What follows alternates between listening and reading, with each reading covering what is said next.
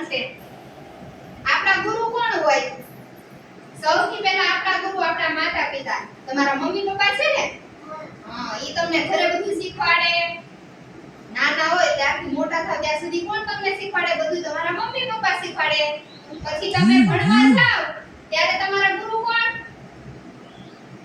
તમારા ટીચર કોણ છે? બાલ મંદિરે આવો છો ભણવા? સરસ. અહીંયા તમને કોણ ભણાવે? કોણ ભણાવે અહીંયા? તો તમારા ગુરુ કોણ?